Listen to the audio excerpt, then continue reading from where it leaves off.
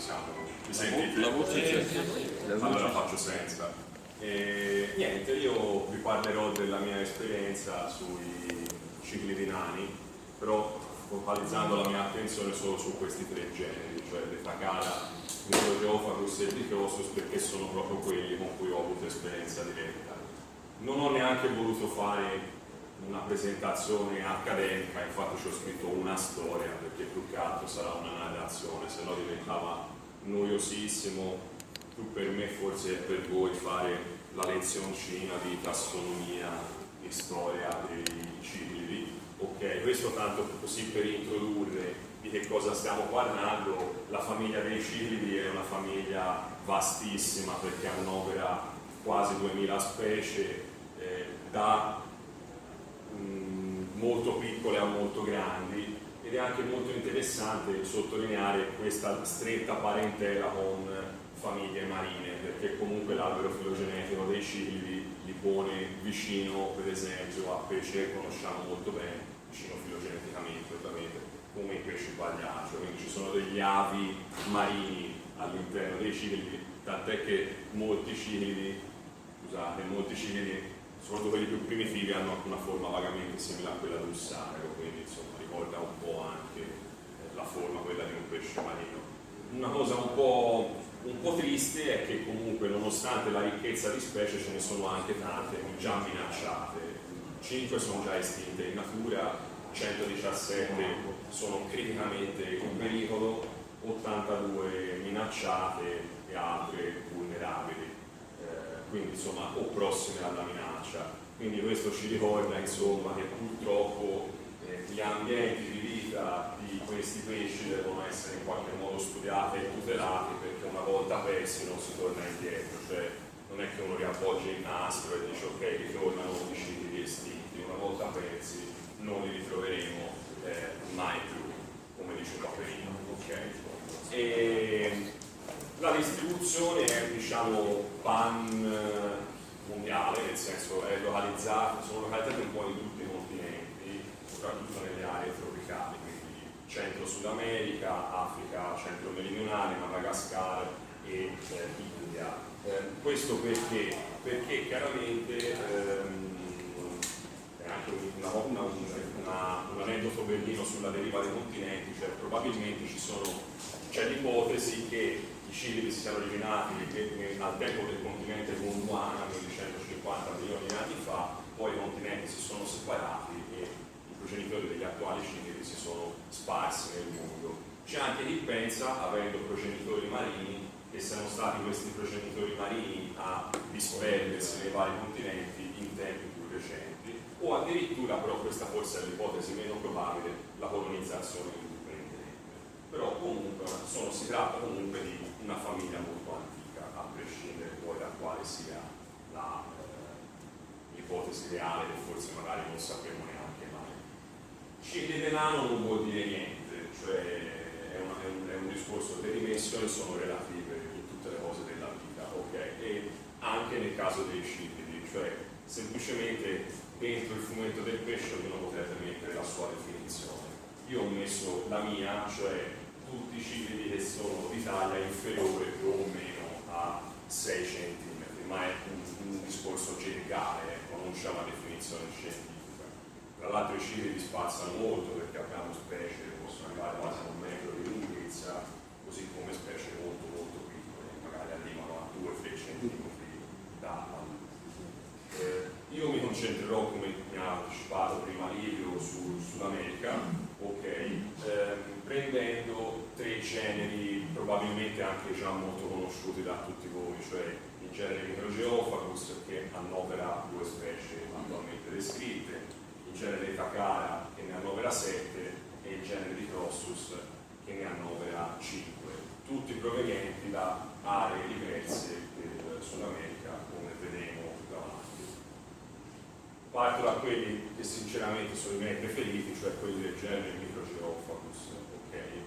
Queste sono 2 specie molto note, soprattutto il Microgeophagus ramirezi.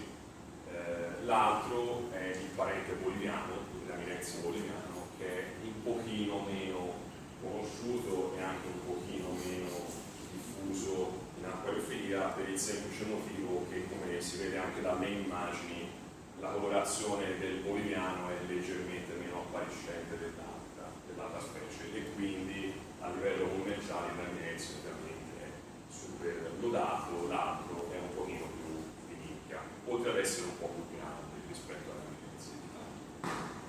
Il genere Letacara, dicevo, sono 7 specie, e qui ve le ho tutte riassunte. Alcune, come vedete dalle date della descrizione ufficiale, sono specie anche di recente descrizione. Per esempio il Letacara flamannellus è stato descritto poco più di 10 anni fa.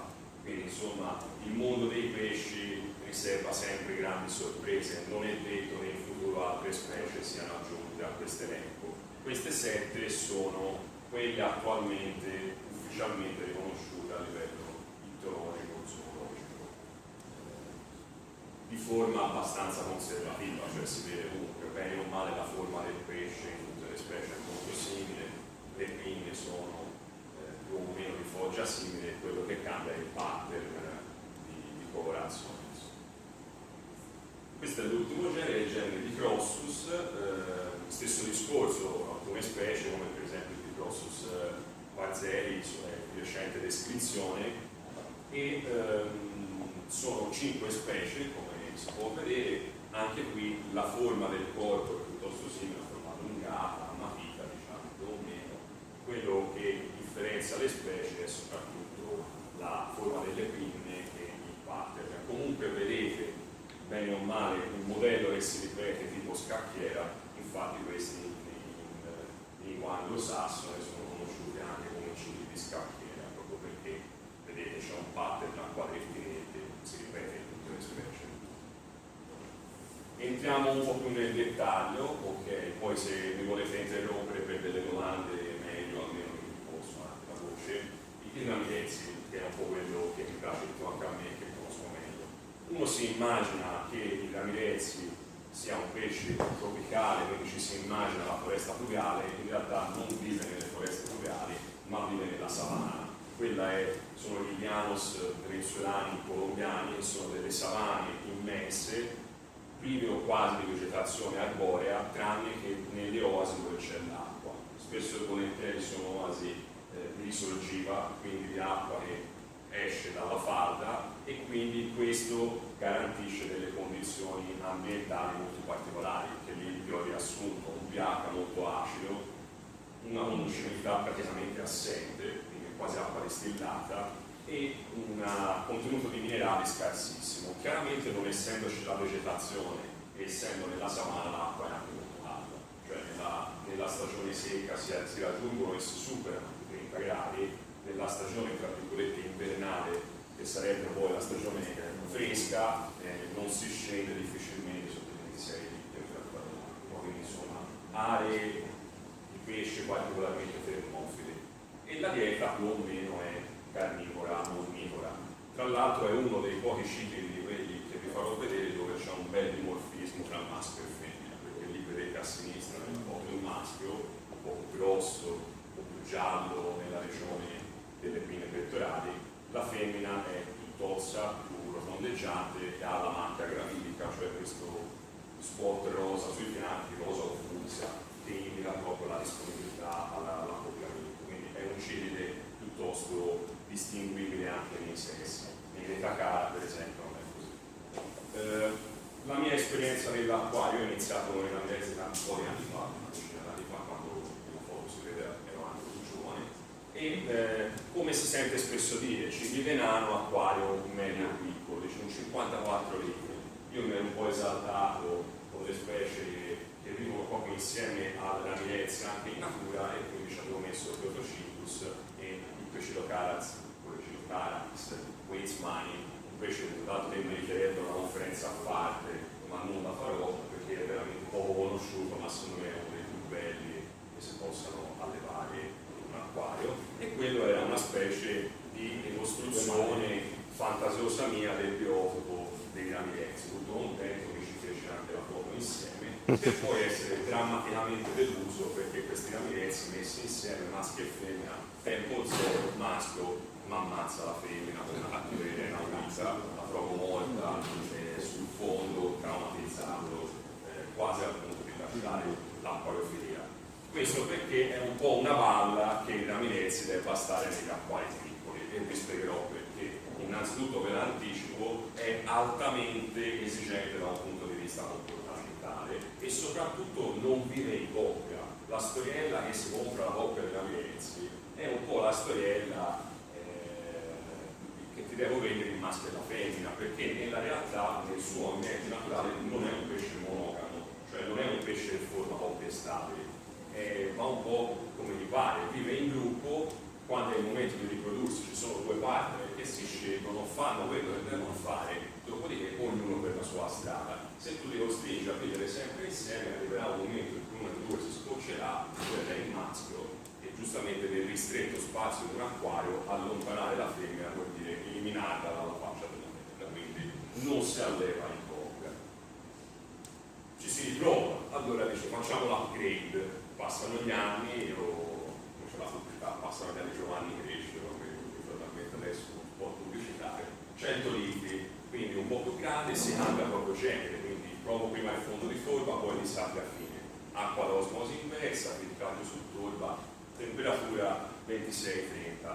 Cambiamo stile, il maschio sta nella vasca grande fisso, con i pesci di compagnia, quindi in Anostomus e i Fessoprimo, quindi piccoli pesci bersaglio per, diciamo, stemperare un po' la territorialità maschile. Quello è il maschio vero che avevo io nel mio acquario. Le femmine si mettono a parte, acquarietto da 45 litri tutte insieme, perché le femmine effettivamente fra loro vanno d'accordo abbastanza bene. Di tanto in tanto vedi la femmina con la macchia gravidica bella pronunciata e gonfia, vuol dire che ha le uova, si mette insieme al maschio. Si mette insieme al maschio e ora bello parta. Tempo zero, praticamente non ci vuole nemmeno molto, se si piacciono partono e fanno le uova.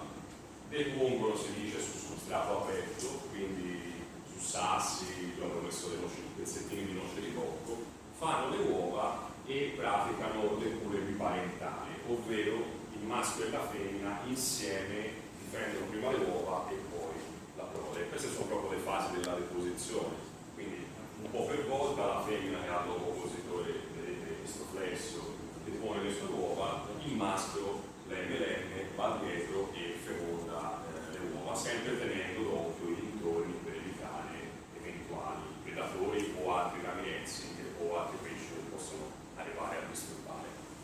Una femmina sana, ben nutrita e in buone condizioni produce anche molte uova, come si vede qui erano abbastanza, possono arrivare a qualche centinaio. Come si vede spesso il maschio è anche molto più grande della femmina, poi vi spiegherò perché.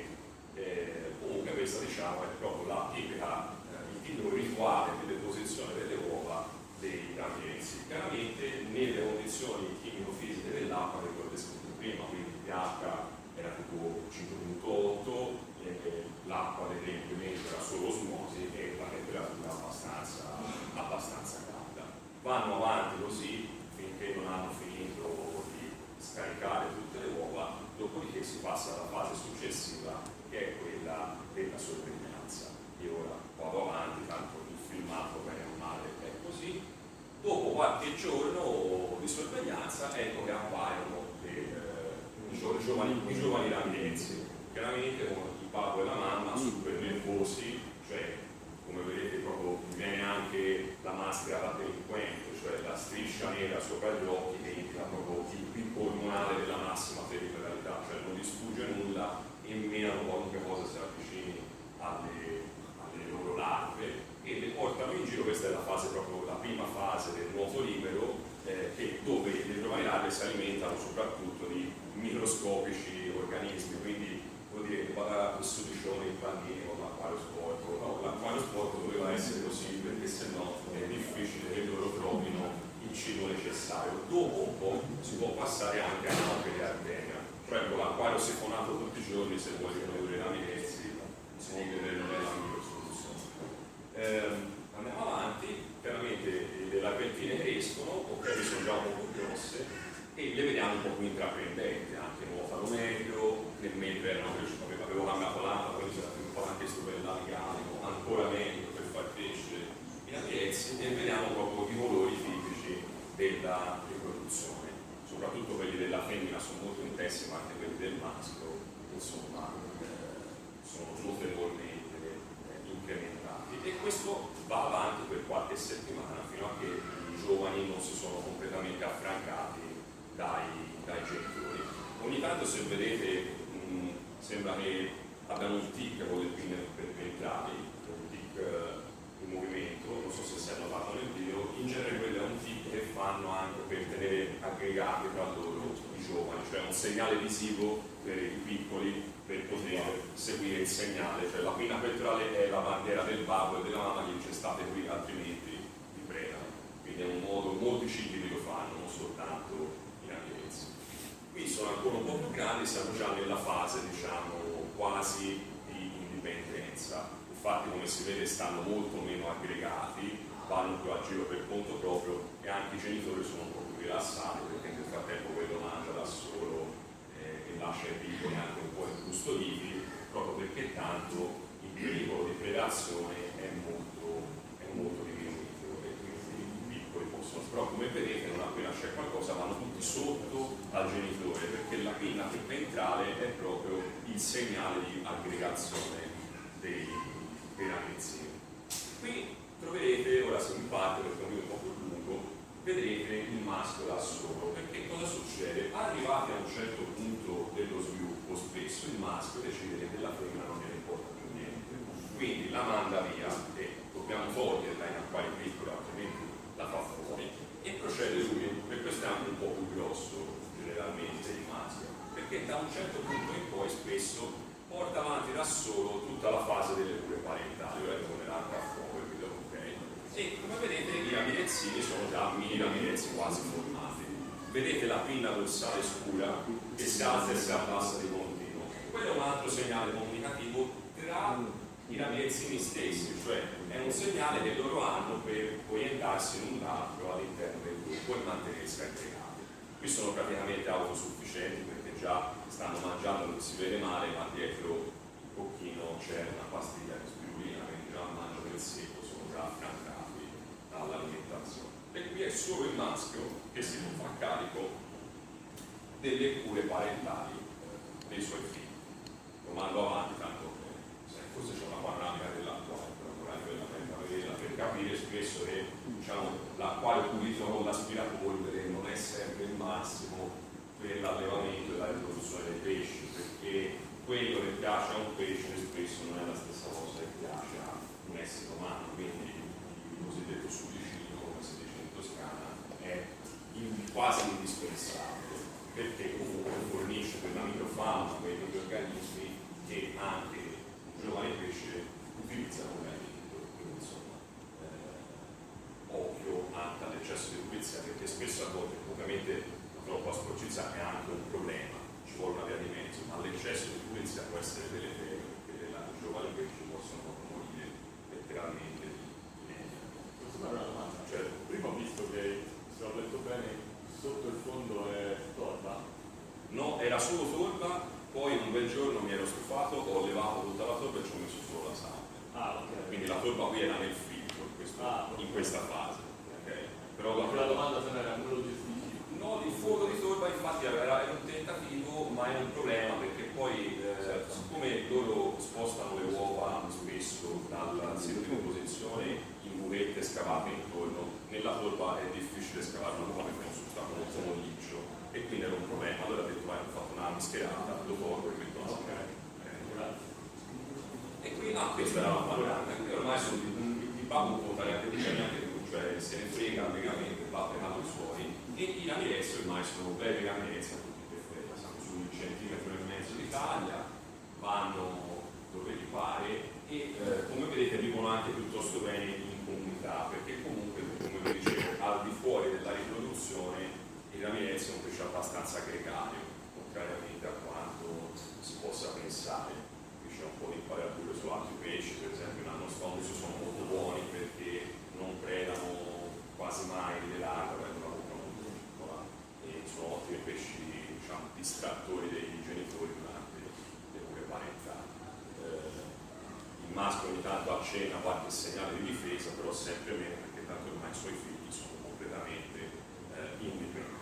Questo tra l'altro è nato, questo micro l'anno scorso è nato da solo nell'acquario, anche loro avevano voglia di procreare, fatto anche lui da solo, lui un bel giorno a marzo, questo acquario vittoriano. Andava tanto bene che quando poi i ragazzi sono messi nelle condizioni di vivere in gruppo si manifestano anche dei comportamenti molto interessanti. Io non li avevo forti, ce n'erano 30 di ragazzi, un bel giorno diventano sessualmente maturi anche loro e dico è arrivato il momento di riprodursi. Quindi viene fuori questa cosa molto carina di due femmine che si alleano con un maschio per deporre le uova tutte e due e curarsi a vicenda. Quindi praticamente la sorella aiuta la sorella a curare le uova dell'altra e il maschio fa un po' la scuola tra tutte e due. Poi non l'hanno portata avanti proprio per il semplice motivo che essendoci così tanti navidenzi se le predano tra loro. Però qui vediamo la femmina, c'è una femmina magra e una femmina più grossa. La femmina magra è quella che ha del gusto per le uova. La femmina un po' più grossa è quella che gli dava una mano nell'attesa di poter deporre anche lei.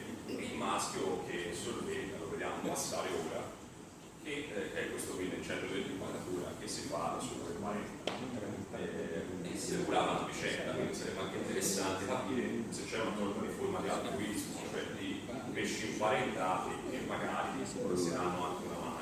Se li alleviamo solo in coppia queste cose non le scopriremo mai. Ovviamente l'allevamento in gruppo permette di fare anche queste osservazioni abbastanza interessanti.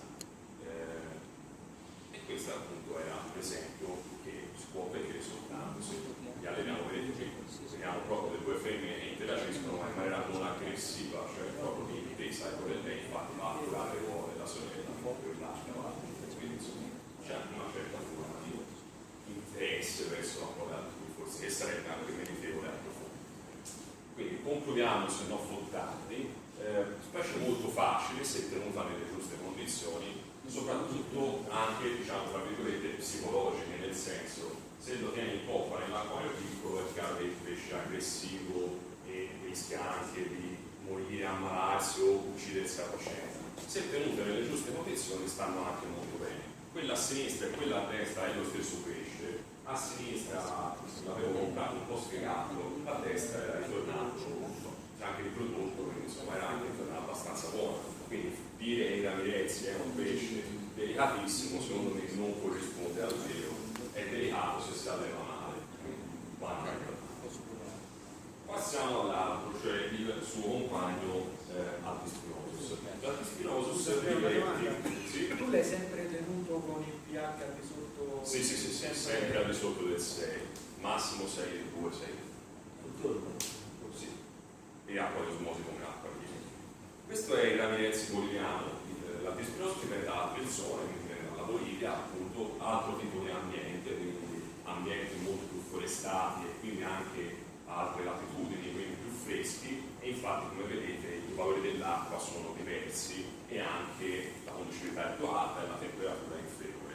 È di dimensioni un po' più grandi, il colore riproduttivo è più o meno quello che vedete nella fotografia. Anche questo nel 2018 ho provato ad allevarlo, forte anche un po' delle esperienze con i ramirezzi. Quella era una mia coppia riproduttiva maschio e femmina e questo è il maschio mio nella, diciamo, più massimo della livello riproduttiva che può raggiungere questo pesce. Okay. Depongono anche loro alla freddo, come si vede in alto a sinistra, e nel filmatino si vede proprio la femmina che cura le uova. Ora voi vedrete altri giovani Altispinosus perché il fratello si era già riprodotto, quindi questo era il secondo, terzo tentativo di riproduzione. Sostanzialmente è molto simile tutta la modalità a quella che avete visto per i ramirezzi, differiscono solo le dimensioni del pesce, questo può arrivare a 7-8 cm di maschio, e per le esigenze chimico-fisiche dell'acqua, insomma, però sostanzialmente la modalità è sempre la stessa. Qui vediamo i peli che stanno crescendo, sono anche di aspetto estremamente simili a quelli dei ramirezzi, stesso discorso, la pinna, la macchia scura che si alza e si abbassa, la necessità di avere l'acquario un po' sporco per la microfauna, l'alimentazione inizialmente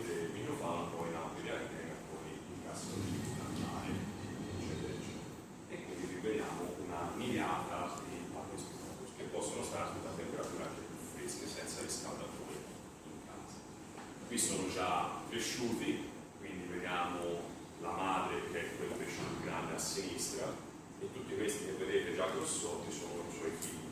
Anche questo è un pesce abbastanza gregario al di fuori della riproduzione, nel senso che non è che ci siano grossi problemi se c'è spazio, ecco, insomma, vivono abbastanza tranquillamente, ci possono essere queste parate territoriali di sottomissione, ma niente di particolarmente drammatico.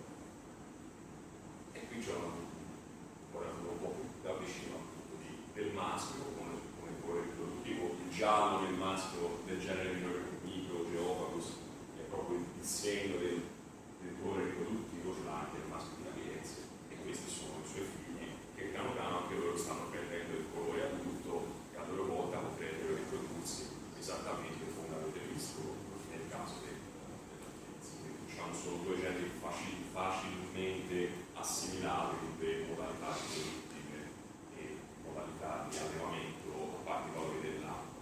Questo è più resistente, questo è ancora più facile, si riproduce ancora più facilmente, magari è meno facile da trovare rispetto all'altro, però per esempio è meno esigente in termini di temperatura e acqua, quindi anche il costo della bolletta è più minore, perché chiaramente non deve stare al caldo tutto l'anno, ma si può tenere anche alla temperatura domestica, 20 gradi in inverno, 25-30 in estate.